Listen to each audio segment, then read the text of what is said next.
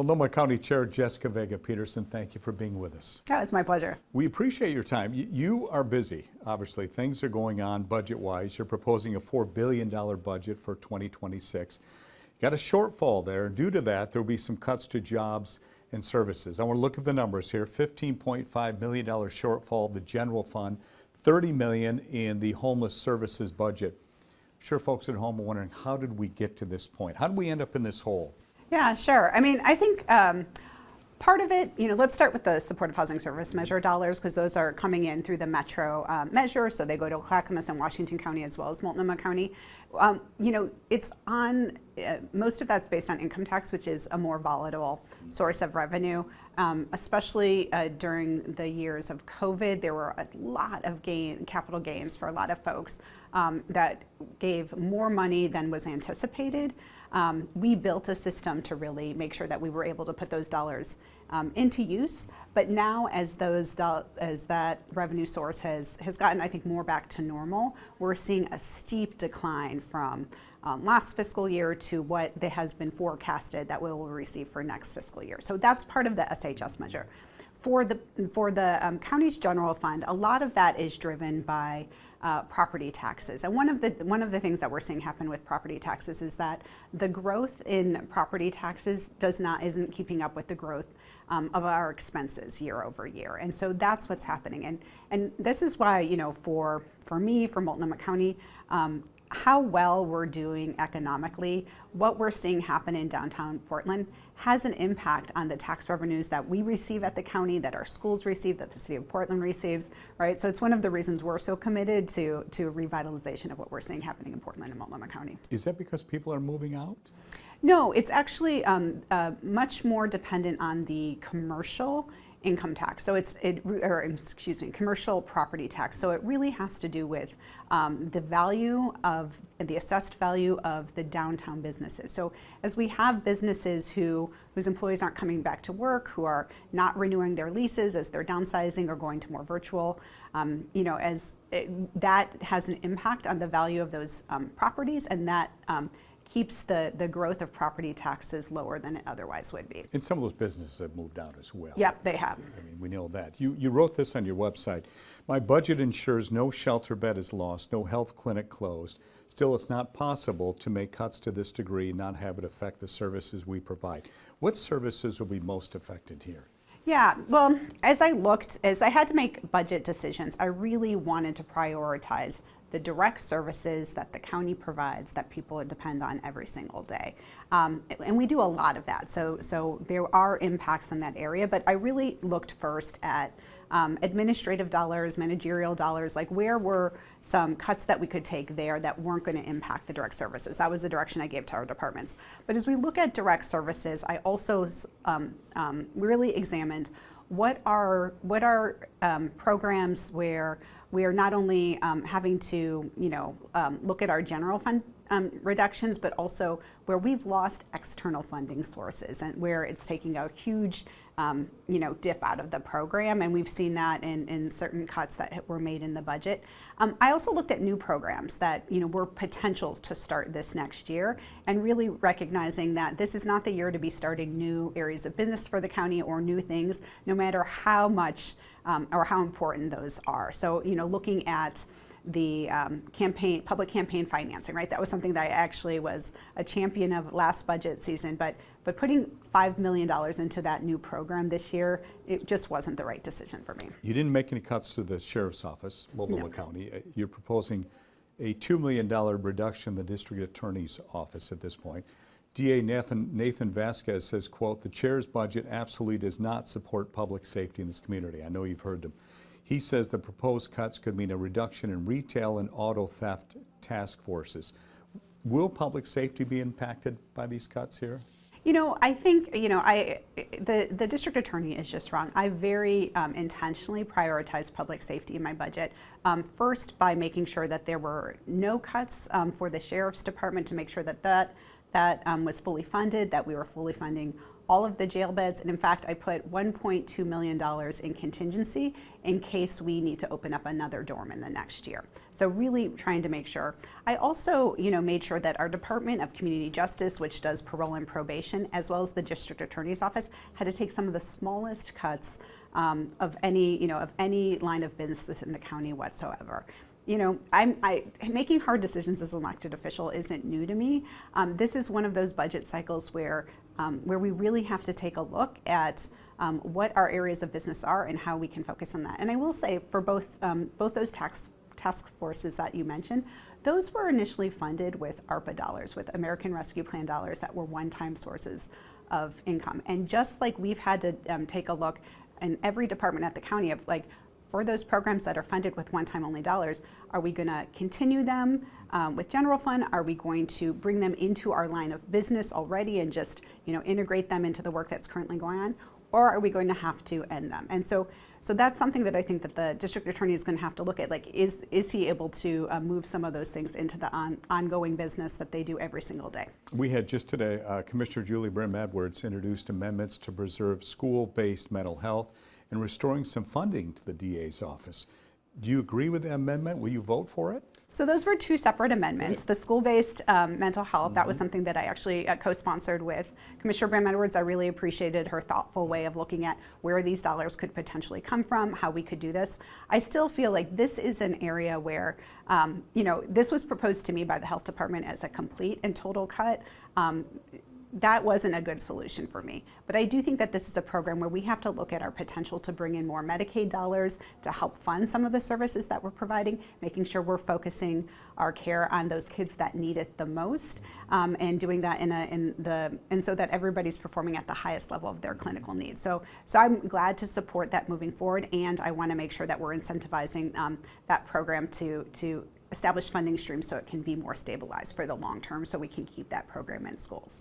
Okay, what about the amendment that she wants to make, restoring funding to the DA's office? Will you support that one? Yeah, I mean, Commissioner Brim-Edwards had a similar amendment last year about restoring funds to the DA's office. I think, the important thing is we're now in the part of the budget where it's not just my decision. I'm just one vote of 5 now, and it's really going to be before the whole board to decide how we're going to be using every single dollars that we have available. What are the things that we are going to agree on to move forward? You have to have 3 votes to move something forward, so that's really where we are. Will you vote for it?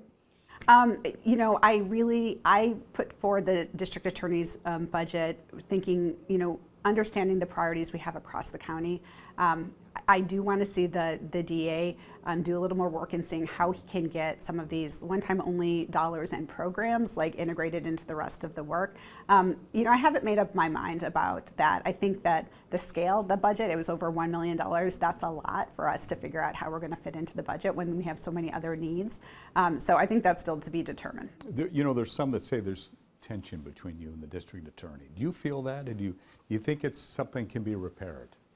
I mean, I have a fine professional working relationship for the district attorney. I don't do a lot of my policy making or conversations through the media or by holding press conferences. So that's a very different stylistic, way that we have. But we've worked together for a long time, even before before he took his office. He was part of our House Bill 4002 leadership team that was looking at sobering and deflection in our community. And so we've worked a lot on things together. He's part of the local Public Safety Coordinating Council Executive Committee, and we meet regularly on that. So we have a good working professional relationship. I think we just have very different styles and probably different priorities. Public Defender's Office, budget cuts proposed for the Public Defender's Office. Can you tell me about that? Yeah, so the public defenders are not funded by the county. What happened was, again, with some of the one-time only dollars that we had during ARPA and when we were seeing, a lot of need within those offices, we invested in case management and some legal representation services for public defenders. And we've been hearing a lot from folks about the value of those programs, the impact that they're having. So again, I think that this is one of those priority conversations that we have to have as a board, is knowing that we're talking about some uses of one-time only dollars, limited funds. How are we going to, really figure out where those fit into our overall obligations of the services we have to provide by the county? What do you say to people who believe that public safety should be a higher priority than homeless services? You know, I think that that's a false dichotomy, honestly, because when you look at public safety and when you look at a lot of our justice-involved individuals, a lot of them are people who are experiencing homelessness. Not all of them by any means, but there aren't these clean, bright lines that a lot of people might think when they think about these different issues. I also think, you know, when you talk about public safety, or when I think about public safety, it's not just about our jails and our courts. A lot of the work that we do at the county are upstream investments that have direct impacts on what we're seeing in public safety for our community. So I think that, you know, we are all better off, and I think we are all a safer community when people have a safe place to go. That's not the street, that's not an emergency room, that's not the jail. I think that we are a safer community when we have healthy kids, when we have healthy families. I think that when we're providing services, you know, that help our neighborhoods and our small businesses, those are all things that lead to a really vital community, a thriving community, a healthy community, which again all leads to public safety. So, you know, at the county, we're not able to look things in silos, and we shouldn't be looking at things in silos. We have to be looking holistically. That's the work that we do. We truly are the safety net government, the largest safety net government in the state. Do you know how many people are considered homeless in Multnomah County right now? What's the latest number? Yeah, so it's about, you know, we're looking at about at 14,000, you know, people, and we have unsheltered homeless a population, which means those people who are currently sleeping on the streets. So we just had some more recent data that came through because of this new data dashboard that our homeless service department has been working on for a year now, to make sure that we have the best data available to us about what homelessness really looks like in Multnomah County. That data allows us to know better who's experiencing homelessness, where they are experiencing homelessness. It tells us how many people are entering homelessness each month, how many are leaving it, how they're leaving it. Is it you know, a treatment? Is it an apartment? Is it going back with a family member, right? And this data is gonna allow us to make really good and smart decisions about the investments that we have with the limited resources that we have. Is there any way to say right now how those folks will be impacted by this $30 million gap that we have? Yeah, you know, I think that there are going to be some very real impacts that we'll see in the number of services and programs and the number of people we're able to reach. I have, you know, but there are two things that I really want to stress as important right now. One is the mayor and I are aligned in city county asks to the state legislature to ask them to really invest in Portland, invest in Multnomah County right now, so that we can keep up the momentum, we can keep up the work that we are doing to address this crisis and help people who are living unsheltered. And I want to make sure that you know, I was down in Salem just this week advocating for that, because we know that they're dealing with their own budget situations just as we are here. But I think we know that when Portland is thriving, when Multnomah County is thriving, that has ripple effects throughout the whole state. You know, we pay a lot of tax dollars into the state, and so I want the legislature to be invested in what's happening here.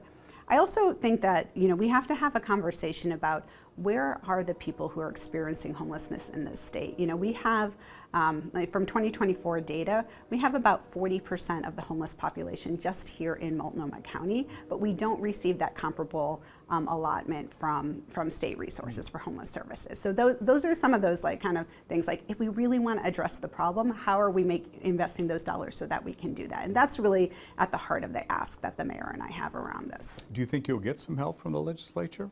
I certainly hope so. You know, I was down there making my case. I know the mayor has been down there making the case for that, and we have you know, support on the board for making that as well. Again, I think it's important as they're looking at, you know, and I know as a former legislator, like I know all of the different issues that they have that they're looking at, that to really focus on homelessness, education, behavioral health, some of these really important priority issues that we know that voters, that our residents of this state are concerned about. So I'm hopeful that they will. It will make a huge difference for what we're able to do. There's still going to be gaps, but you know, we've got skin in the game here in Portland and Multnomah County. I actually backfilled some of the homeless services dollars that we had, or that we didn't have, with general fund dollars, right? Moving some money over there so that we can make sure that we are not losing a single shelter bed next year, that we are continuing to keep people moving from shelter into housing, right, so that we have that flow through of people, and that we're able to provide those services and program that wrap around people so that they can stay stably housed. That's the continuum that we need to have that investment on. Shelter is important, but more important is making sure that ultimately people have a place to live permanently. You feel you're getting good support from the mayor on this effort? Oh yeah, the mayor is a huge advocate down there, and he's relentless in asking for the resources and the dollars that Portland needs, that Multnomah County needs, and it's been great. It's been a great partnership to do that. In February, you announced the county's homeless services department faced that $104 million budget at the time. That number has dropped to $30 million now. After that announcement, I'm sure you saw, the Oregonian editorial said, quote, "For the public long frustrated by the paltry progress addressing homelessness, the announcement of a deficit after years of the county receiving more than it could spend was stunning." They accused the county of flailing for a strategy. How do you respond to that? Oh, I disagree with that. I mean, I think that was very, inflammatory language that doesn't actually recognize the reality of what was happening. You know, we have, I think, all of the counties had the dollars coming in those early years of the measure that were much, much higher than were anticipated, at the same time that we were building up this structure, this continuum of services to really put that money into action. So we were, bringing on new providers, we were building up our own staff, right? The county in the last 2 years has done an excellent job of getting those dollars out into the public, into providing those services, those programs, shelter beds, housing, supports that people living outside or people experiencing homelessness needs, right? We've really been able to perform on that. But it is disingenuous to say that that this should be a surprise. One of the things that was true is that as we were working with Metro, we actually asked to put more money into reserves and contingencies, and they were like, no, you need to be putting those monies out there. So some of this gap that we have is that we put these one-time only, unanticipated revenues out there, and that's where we're seeing this gap. I also think that we have to be, in good communication about what we're going to expect from revenues in the long term, and setting that expectation with the public. Like, it's going to look different than it does today, because the revenues are going to, I think, hopefully stabilize, so that we'll be able to better anticipate what's going to be coming in. It's not going to be at the level that we've seen before. I'm interested in having the conversation between Multnomah County, our Board of Commissioners, the mayor, and City Council on what is our shared vision on what homelessness response should look like. How are we making smart decisions together about the best use of our more limited dollars, right? We have a lot of different types of shelter out there. We really have to take a look seriously at what are some of the more expensive ways of providing shelter that may not be getting the results that we would like to see, and we're going to have to make some tough decisions about that. I think we also have to have that conversation about how much are we going to be investing in shelter versus prevention, which we know is a really important piece of our continuum. The dollars for permanent supportive housing, for those wraparound services, right? That is a conversation that I'm eager to have. I think it's one that we're going to start having this summer. We talked about Mayor Wilson. He wants to end unsheltered homelessness by the end of the year. Is that possible in your mind? Well, what you see out there, what you hear is going on, is that feasible? I'm not sure if it is feasible to have 100% unsheltered homelessness. I think it's a very worthy goal. But I think that one of the risks is that if we are investing all of the dollars into creating shelter beds, for instance, and not as much money as needed for prevention or in moving people from a shelter bed into a more permanent situation, we're going to end up with a lopsided system that ultimately is going to cause more people to be homeless, whether it's because of an eviction or because they're leaving a shelter without a good place to go. So I want us to keep, and one thing I've been stressing with the mayor is, like, we have to have this holistic look as we're really recognizing the humanitarian crisis that we do have on our streets and providing more shelters. The county has 81% more shelter beds open today than we did in 2020. So we have really increased the number. Right now we have about 3,200 shelter beds open every single night. That number, we're continuing to invest. We have things that are pending to open, so we're going to continue to grow that. But I want us to be smart about doing that. Now, if the model that the mayor is advocating for, overnight shelter beds, are truly a more cost-effective option, then I'm all for that. Like I said, we have to figure out how to do these things well with limited resources, and so that's a conversation that, again, like we can take a look at what's happening. We can take a look at the outcomes, the success of those things, and if that's the smarter decision and the smarter investment, then I'm all for doing that. But I want us to be really thoughtful about that. I want to talk about tent distribution now for unsheltered folks. You just issued new rules regarding that. Why make that change now? Yeah, well, for me, it has always been about looking at the way that we are able to provide for folks who are currently living unsheltered, right? And the ultimate answer is a permanent home. A shelter bed, is a more temporary solution, and a tent is really the least, satisfying solution. But we know that sometimes it can be a life-saving. So what I was looking for and what I asked the Homeless Services Department for was, please provide this rule that really outlines the values that we have and the need for these. Before 2019, the county was not in the business of handing out tents and tarps as part of our supplies. So I wanted to, as we have increased the number of shelter beds, I wanted to see how can we realign with what we had been doing before. So what this new policy does is say that the county is no longer going to be providing tents and tarps as part of our supply outreach that providers come and get. We're still going to have basic hygiene, we're going to have first aid kits, we're going to have emergency clothing, emergency bedding like sleeping bags, but we aren't going to have tents and tarps. What we will do, though, is in times when there is severe weather, right, when there's declared severe weather emergencies, we will be distributing tents. We know that, like, oftentimes when there is a winter storm, for instance, a lot of the places where people might be staying might have been damaged or destroyed. So when we're closing out shelters, that will be an option for folks to have that as they're leaving. Again, it's about saving lives. I think the second thing is that we are also continuing to allow our providers to use the flexible dollars that they may get from our Homeless Services Department to buy the supplies that they want to see, and that they know, as the experts of folks who are working with people every single day, what's the best way to make that connection with folks. So it's more allowable, it's more permissible. It continues that having that permission for that, but again, the county ourselves, we will not be distributing them. Will money actually be saved by that, or will that money be utilized somewhere else? Yeah, it actually, with the money that we aren't going to be spending on tents, we are going to be able to have about $600,000 that we're able to program into other parts. So whether that is additional life-saving gear, whether that is looking at shelter beds or programming, that was dollars that were freed up to really use in other parts of our services. What kind of job losses are we talking about here under your proposed budget? Employees in what departments should be concerned about this? Yeah, so there's 104 full-time equivalencies, FTEs, that were cut. For as much as possible, I and the departments were really looking at what are those vacant positions that we can cut. We know that any loss has an impact to our employees, to our teams, and to the work that's being done.